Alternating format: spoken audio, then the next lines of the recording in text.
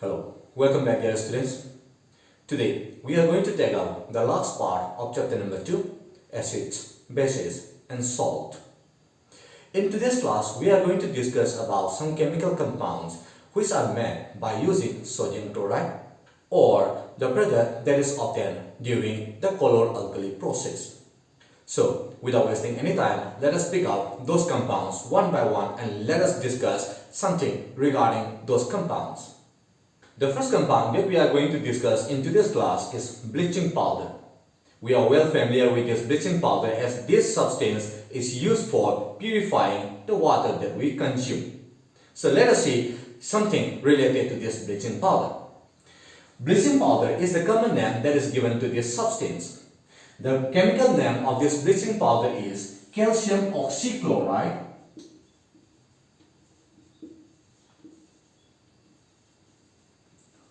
or calcium hypochlorite. So these are the chemical name of this bleaching powder. So the chemical formula of this bleaching powder is CaOCl2. So remember this, the chemical name and the chemical formula of this bleaching powder. Now let us see how this bleaching powder is prepared and what are the uses of this bleaching powder. Bleaching powder is prepared by passing the chlorine gas that we obtain during the color-alkali process to the dry slag lime.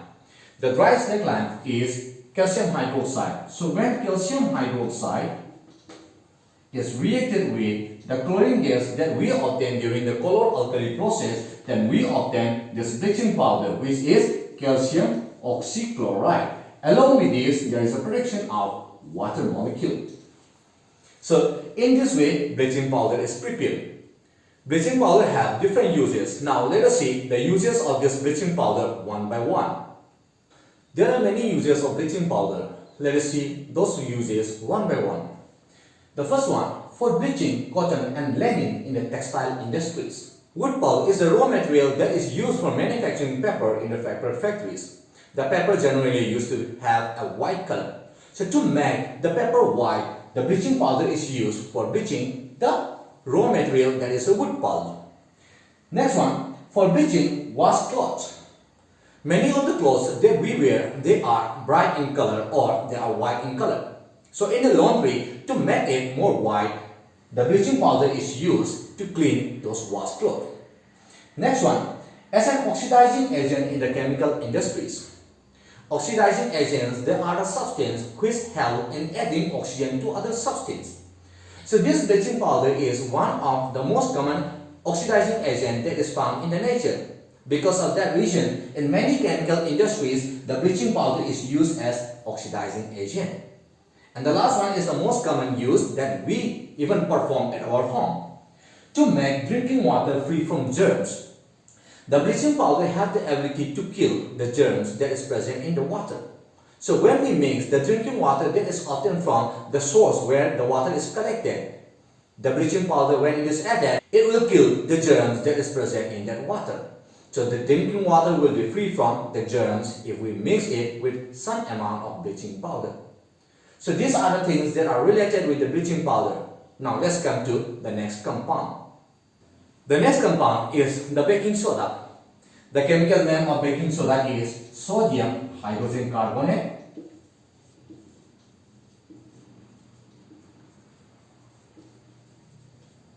or sodium bicarbonate. And the chemical formula of this baking soda is NaHCO3.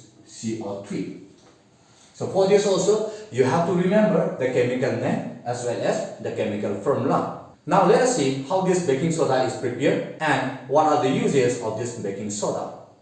Baking soda is prepared by reacting sodium chloride, water, carbon dioxide and ammonia. Not only baking soda, during this reaction another substance is also formed which is known as ammonium chloride. Out of these two substances, the sodium hydrogen carbonate, that is the baking soda, is used for making different other products, and the original form of this baking soda is used in different fields. Now let us see one by one the uses of this baking soda. There are some uses of baking soda. Let us see one by one. The first one is for making baking powder. Baking powder is a mixture of baking soda and a mild edible acid. When the baking soda is mixed with a mild edible acid, it forms a salt which is known as a baking powder. The baking powder is used for making different types of food items as well as in the bakery. When we use baking powder, the food have a neutral pH. But instead of using baking powder, if we directly use baking soda, as it is basic in nature, it used to give a bitter taste to the food item. So while making food items like pakora or bakery items, we have to use baking powder instead of baking soda. Now let's see the next. As an ingredient of antacid. In the previous class, we had learned about antacid. Antacid are the mild bases that are used to relieve the pain and irritation that is caused during acidity. So here, as baking soda, which is a mild base that can be consumed, it is used as an ingredient for antacid to neutralize the hydrochloric acid that is produced in our stomach, which causes acidity. Now let's come to the last use. In soda acid fire extinguisher.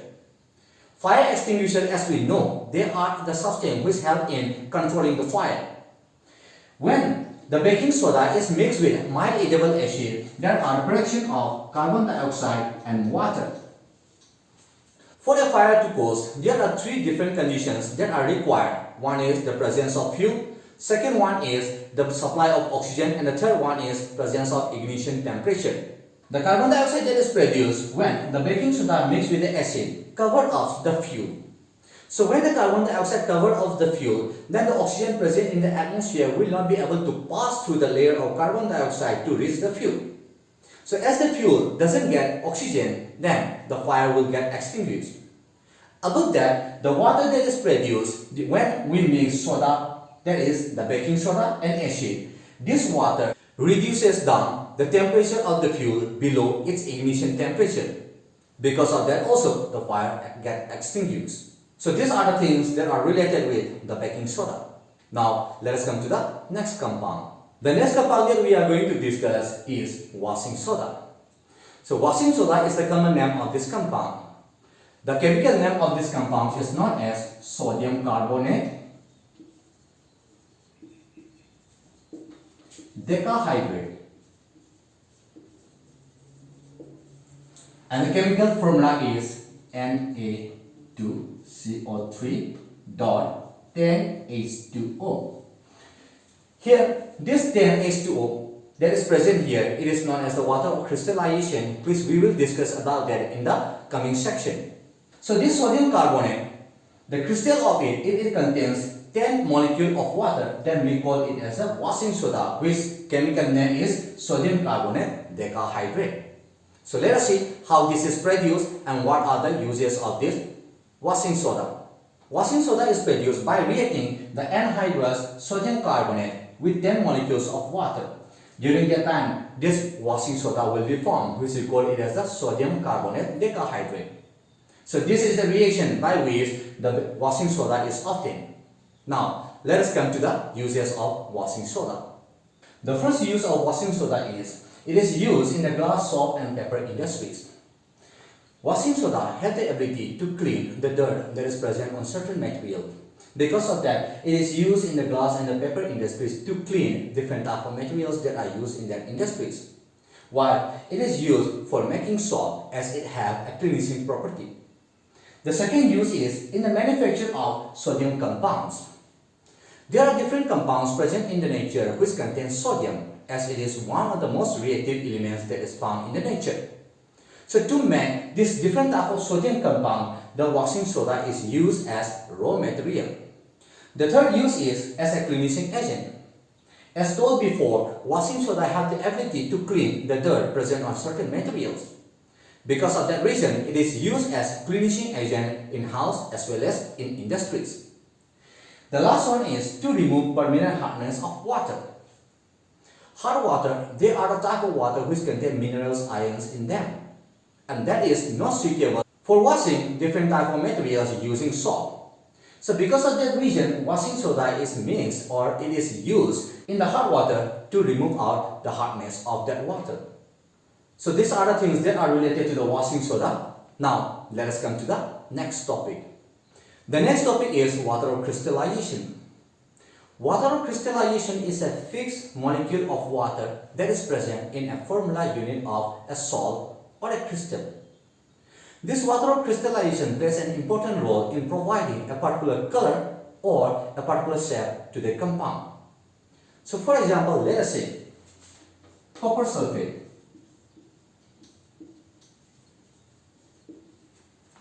The formula of copper sulfate is CuSO4.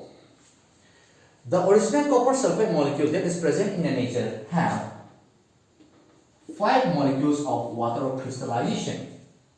Because of that reason, the copper sulfate molecule that exists in the nature have a blue color. If we apply heat energy to this copper sulfate, then it will get converted into copper sulfate, and the water crystallization molecule that is present here will be removed out. During this time, the blue color of this copper sulfate will change into white. So in this case, the water crystallization molecule helps this copper sulfate to exhibit a particular color. To this white color copper sulfate, which doesn't contain water crystallization molecule, if we add some amount of water, then this copper sulfate molecule will regain its water crystallization and then will get converted into blue color back again. In some of the cases, the water crystallization molecules helps in giving a particular structure or shape to that substance. Now let us see the next topic and let us find out how the water crystallization molecule helps in changing the structure of a compound or a substance. The next compound is plaster of Paris. Plaster of Paris, the chemical name of it is known as calcium sulfate hemihydride.